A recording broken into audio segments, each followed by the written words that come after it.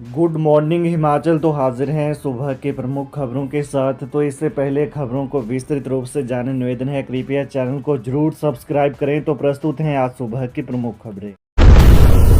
हिमाचल प्रदेश में वक्फ बोर्ड की 5,343 अचल संपत्तियां, 6 हस्तांतरित, कई विवादित। हिमाचल प्रदेश में वक्फ बोर्ड की 5,343 अचल संपत्तियां हैं। इनमें से 6 हस्तांतरित की गई हैं तो कई विवादित हैं। विवादित संपत्तियों में अचल संपत्तियां ही हैं और ऐसी संपत्तियों की संख्या करीब 20% है। किन्नौर को छोड़कर सभी ज़िलों में वक्फ बोर्ड की संपत्तियां और ज़मीनें हैं। इनकी ज़्यादातर ज़मीनों पर कब्रिस्तान बने हुए हैं। कब्रिस्तान के आसपास की ज़मीन पर वक्फ बोर्ड का कब्जा है। ज़मीन संबंधित मामले न्यायालय में भी चल रहे हैं। जिला शिमला, सिरमौर, कांगड़ा में वक्फ बोर्ड की ज़्यादा संपत्तियां हैं। हिमाचल प्रदेश में वक्फ बोर्ड की अधिकांश संपत्तियां कई प्रमुख स्थानों पर हैं। भांग की खेती पर शोध करने के लिए खर्च होंगे 3 करोड़, जाने क्या है सरकार की योजना। हिमाचल प्रदेश में भांग की खेती पर शोध करने पर 3 करोड़ रुपए खर्च होंगे। चौधरी श्रवण कुमार कृषि विश्वविद्यालय पालमपुर और डॉक्टर वाई.एस. परमार उद्यानिकी एवं वानिकी विश्वविद्यालय नौणी सोलन ने शोध करने के लिए 3 करोड़ रुपए की हामी भरी है। हिमाचल में कहा किस तरह की भांग का बीज उगेगा, इसका पता लगाया जाएगा। वहीं पिछले कल सचिवालय में कृषि सचिव सी पालरासु और दोनों विश्वविद्यालयों के अधिकारियों की बैठक हुई है। इसमें शोध को लेकर चर्चा की गई। उत्तराखंड, गुजरात, मध्य प्रदेश और उत्तर प्रदेश में भांग की खेती को मंजूरी दी गई है। इन राज्यों में तैयार की जाने वाली भांग को दवाइयों के लिए इस्तेमाल में लाया जा रहा है। हिमाचल सरकार भी दवाओं के लिए भांग उगाने पर विचार कर रहा है। ठेकेदारों के विवादित बिलों के भुगतान का आदेश जारी करना हमारे क्षेत्राधिकार में नहीं।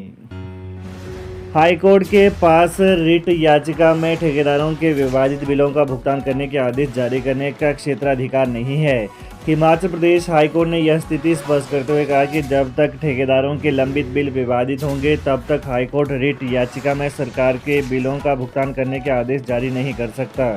न्यायाधीश अजय मोहन गोयल ने ठेकेदारों द्वारा दायर याचिकाओं को खारिज करते हुए कहा कि इन रिट याचिकाओं में उठाए जा रहे विवादों पर हाईकोर्ट संविधान के अनुच्छेद 226 के अंतर्गत अपने रिट क्षेत्राधिकार का प्रयोग करते हुए निर्णय नहीं दे सकता। हालांकि कोर्ट ने सर्वोच्च न्यायालय द्वारा निर्धारित कानून का हवाला देते हुए कहा कि उच्च न्यायालय अपने रिट क्षेत्राधिकार का प्रयोग करते हुए किसी ऐसे अनुबंध से उत्पन्न विवादों पर विचार कर सकता है जिनमें राज्य सरकार अनुबंध के मामले में मनमाने ढंग से कार्य करती है। याचिकाकर्ता ठेकेदारों की शिकायत थी कि उनके द्वारा किए गए कार्य की कुछ राशि प्रतिवादी विभागों के पास बकाया है और चूंकि इसका भुगतान नहीं किया जा रहा है इसलिए वर्तमान याचिकाएं विचार करने योग्य हैं। कोर्ट ने कहा कि जब प्रतिवादी ये स्वीकार नहीं करते हैं कि दावा की गई राशि याचिकाकर्ताओं को देय है तब इन मुद्दों को सिविल न्यायालय द्वारा फैसला किए जाने के लिए छोड़ दिया जाना चाहिए, जिसमें पक्षकार अपने तर्कों को प्रमाणित करने के लिए साक्ष्य प्रस्तुत कर सकते हैं। हिमाचल प्रदेश में महंगी हुई अंग्रेजी शराब, 200 रुपये तक बढ़ गए दाम, रेट लिस्ट अनिवार्य।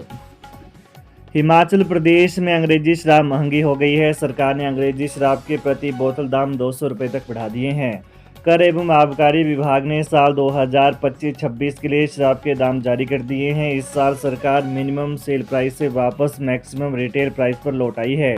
अब ठेकेदार स्वयं लाभांश तय नहीं कर सकेंगे। साल 2024 में देश में बनाई जाने वाली अंग्रेजी शराब को विभाग ने 2 वर्गों में बांटा था।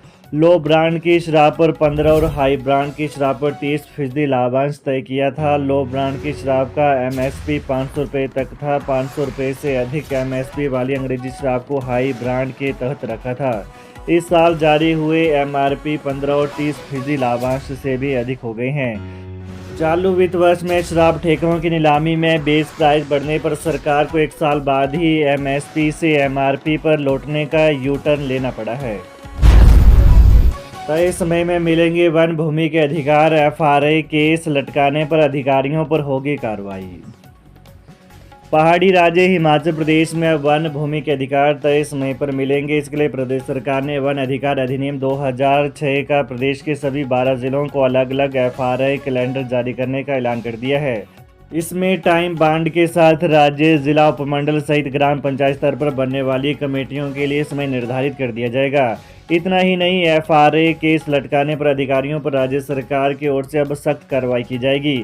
इसमें अधिकारियों, कर्मचारियों की एसीआर खराब होने संग उनके खिलाफ न्यायालय में केस भी किए जाएंगे।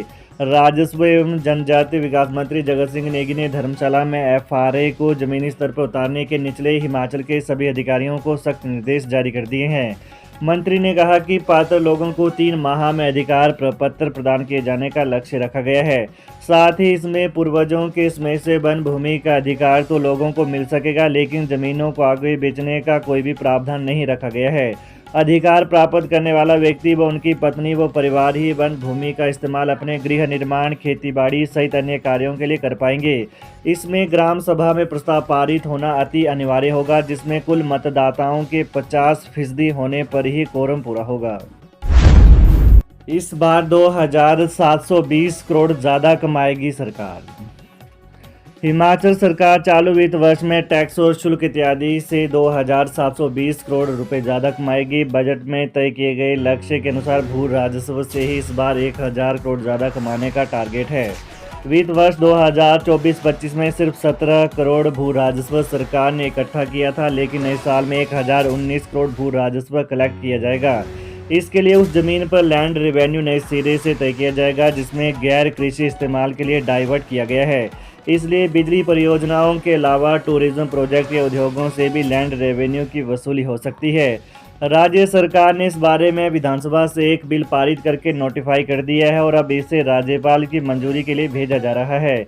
यह पता बाद में चलेगा कि राज्य सरकार किससे और कितना लैंड रेवेन्यू वसूल करेगी। विधानसभा में पारित किए गए विधेयक में इसे औसत बाजार मूल्य का 4% अधिकतम रखा गया है।